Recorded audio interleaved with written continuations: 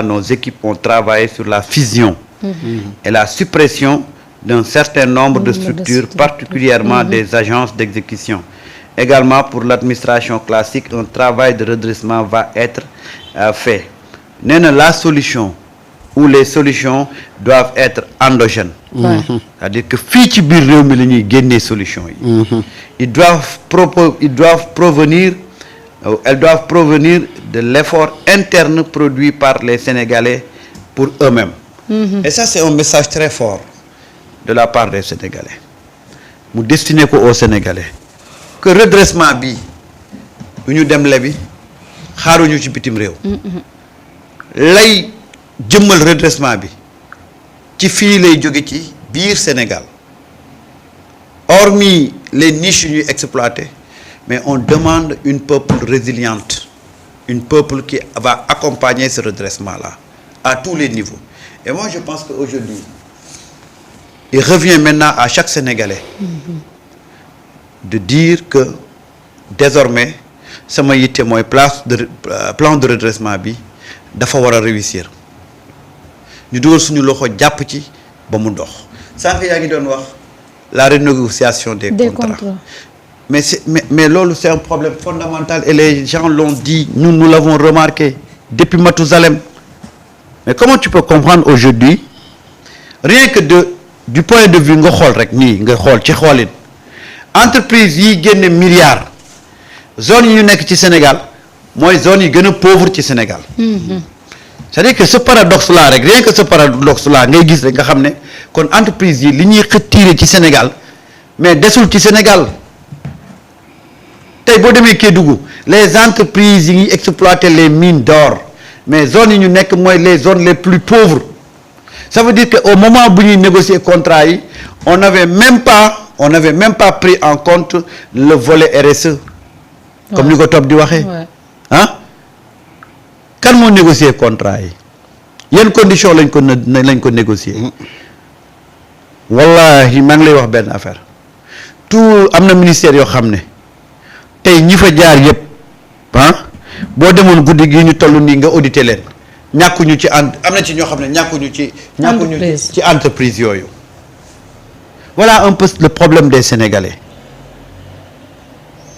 tey boo xoolee entreprise yi yëngu ci ressources minières yi nga xool ñi fa jaar forcément di nga gis ay ministres yoo xam ne bañ fa jaaree ci lañ créé ñoom seeni entreprise continuer di lekk seen xaalis fa lañ jaaree am le magot bi nga xam ne moom la ñu am tey on produit de l'or tey or doom bu góor la biir Sénégal noo ko mën a comprendre boo bëggee wuti or da ngay dem bitim réew alors que yow yaa ngi ay mine d'or à côté waaw mais même bu ñu amul or sax mais xaalis biy jóge ci or boobu ñuy exploiter fan la dugg fan la dem ce pays est à refaire et heureusement que les gens l'ont compris. Alors mais Samba le premier ministre am na message bu am solo bu nga xamante ni moom la tàmbale ci message bi waaw bi mu ne le plan de redressement économique et social que nous présentons aujourd'hui n'attend rien de personne. Sinon le peuple sénégalais. mooy li ñu doon wax fan yi yëpp. Pour réussir ce plan de redressement faaw mu am benn adhésion populaire. ñu nga xamante ni peuple bi moo koy adopté parce que dafa identifier les problèmes du Sénégal. mu wax leen lii moom mooy problème mu Sénégal te ñi ko fi def ñoo ngi fii moo tax mu dugal coup boobu coup bi nga xamante ni kurpañ na ko gars yi parce que dafa am ñu nga xam ne dañoo waqandiku mu wax nag ginnaaw dañ leen dénkoon te ñi leen war a saytu yeggseeguñu ba xam lan ngeen fi def ak lu ngeen fi deful. mais waroon ngeen a am ngoru toog bu leen daw moo tax mu ne président woo. directeur premier ministre directeur ku ci pare na toog ci réew ku ci pare ngi laay war a sóoli toogal ñu xool ba xam ñu càmbar njaay rek nga ni weq daw mais président moo njëkk a daw de. moo njëkk a daw joxe caabi yi la lalli bala moo joxe caabi yi nee na gars yi sagal leen ma comme ancien président la woon mais comme boobu gars yi xamaguñ lan la yàq ak ñu yàqul am na daal lu ñu njortoon te loolu amul woon benn texte wala benn loi bu leen permettre woon ñu bañ koo ñàkk a jox wet ko noonu ñu wet ko mu dem waaye ba ñu demee ba découvrir xam naa am nañu ay regret yu bëri xam ne waa ji nag ndeke mënoon nañ ko wax waa mais toogal xaar ñu en attendant mais nan la ñuy def si yan procédure la ñuy jaar pour lii moo tax mu wax leen na leen bi ñu leen joxee ba ngeen pare kay bu fekkee ne yéen wóor na leen ne yàqoo leen. toog leen mais toog leen. ñu càmbar.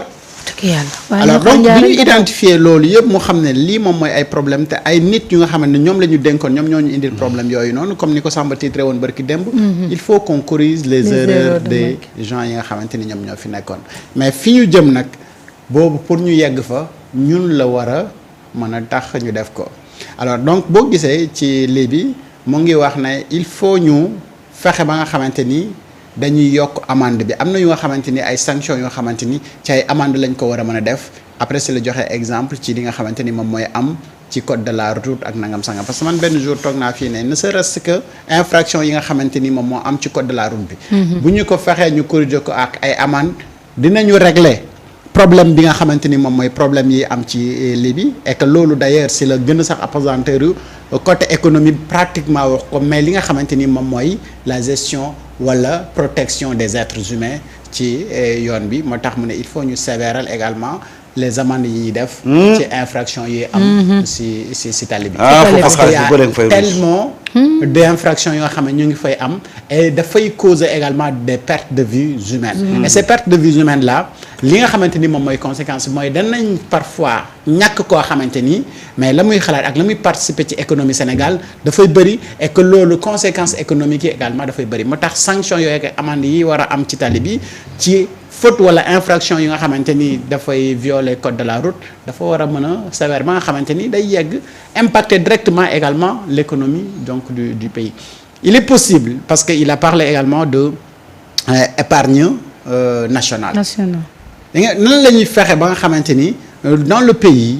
dinañu fexe nu ñuy am nu ñuy defee épargne bi ba Sénégal mën a suqaliku sans pour autant ñu soxla.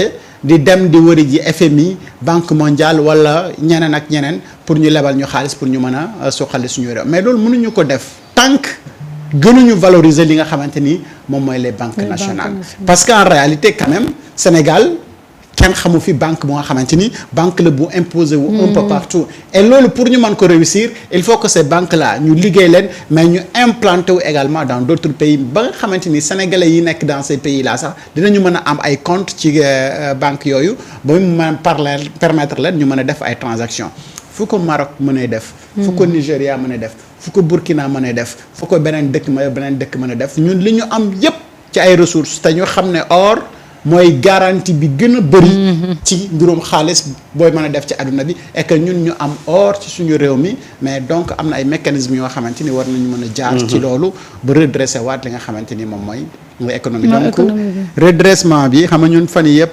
jubbanti koom rek la ñuy wax mais Ousmane dafa dem au-delà de jubbanti koom c'est un plan de redressement économique et social moo tax am na benn moment mu penché wu sur la justice et la justice yi nga xamante ni war nañu ko am parce que dafa am injustice yu bëri et inéquité sociale bi nga xamante ni am na également sentiment boobu sénégalais bi da koy am parfois bu demee devant la justice donc dañu war a fexe ba nga xamante ni redressement bi également day yegg foofu ba sénégalais bu ne mu mën a am kóolute ci bu demee ci justice bu fekkee ni moo am dëgg ñu jox ko dëgg bu fekkee ni moo ñàkk dëggit ñu ne ko amoo dëgg et que moo xam ne loolu dañ ko teg ci justice mais yoon moom moo tranché loolu la justice boobu am na ci ponk bu am solo mais dafa am loo xam ne rek waaw balaa ñuy dugg ci reddition des comptes boobu mooy li soob doon wax sànq rek ci sénégalais bi li Ousmane Sonko di xaar nee na le plan de redressement économique et social que nous présentons aujourd'hui n'attend rien de personne sinon du peuple sénégalais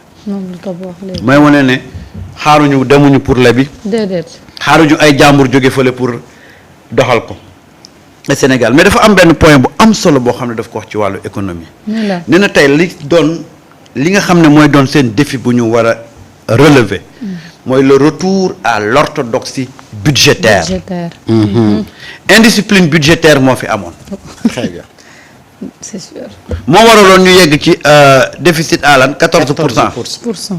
Tey 1 an 14 mois lañ ci def ñu ngi ci à 8%.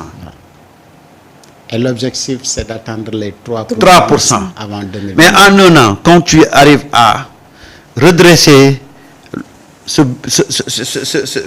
budget-là, ba nga xam ne tey taxaw na. mais na la war ne kii bu la joxee deadline d'ici 2027 nga xam ne war na mën a possible parce que tey mu ngi wax ne le défi est le retour à l'orthodoxie budgétaire notamment l'objectif de revenir à 3% de déficit dans moins de 2 ans c'est-à-dire en 2027. Un pas important a été réalisé cette année puisque aujourd'hui on est à 8%. Xam nga. Dans la loi des finances et donc la moitié du chemin a été parcouru. C'est-à-dire que gis nga indiscipline budgétaire bi ñu nekkee woon moo waraloon on avait même désarticulé ñun suñuy finances publiques. Parce que n'importe quel moment on pouvait se lever prétexter n'importe quel projet wala n'importe quel alibi pour grignoter ce budget-là. Donc les dépenses on faisait des dépenses n'importe quoi. ku nekk di xool la neex nga koy def tey moo indi ñun waxuma la dara sax mais on a une économie désarticulée tey dafa utiliser mot boo xam ne moo bu am solo la mooy le retour à l'orthodoxie budgétaire. C'est-à-dire que ça va nécessiter une discipline budgétaire. Que les fondamentaux yi nga xam ne moom mooy téye suñu budget nit ñi delluwaat ci mooy la transparence la rigueur. Parce que loolu dafa am solo. surtout transparence ak rigueur. ñun ñàkk transparence ak rigueur moo indi tey ñu ñuy wax dette cachée. Mais dans un pays sérieux est-ce que di nga dégg ñuy wax dette cachée. Normalement.